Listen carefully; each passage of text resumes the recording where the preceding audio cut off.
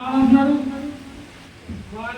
ఆయన యెరూషలేమునకు వెళ్ళుటకు మనసు సిద్ధపరచుకొని తనకంటే ముందుగా దూతలను పంపెను.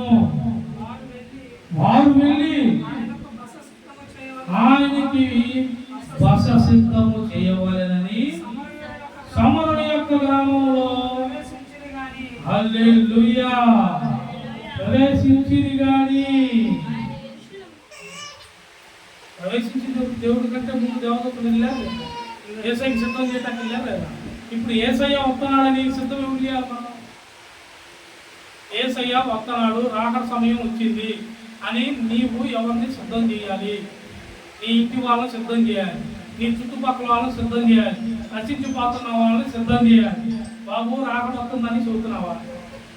ఆడదాకా ఎందుకు? మన మందిరంలో యూట్యూబ్లో ఛానల్ ఓపెన్ అయింది కదా. ఎంతమంది మీ ఫోన్లలో నుండి మీకు తెలిసిన వాళ్ళకి వాక్యాలు షేర్ చేశారు? చేసినప్పటికీ ఎంతమంది మీ ఫోన్లలో మీకు తెలిసిన ఫ్రెండ్స్ అందరికి షేర్ చేస్తున్నారు? మరేం చేస్తున్నారు? ఏ పని చేయట్లేదు, ప్రార్థన చేయట్లేదు, వాక్యము శ్రద్ధ గీతలేదు.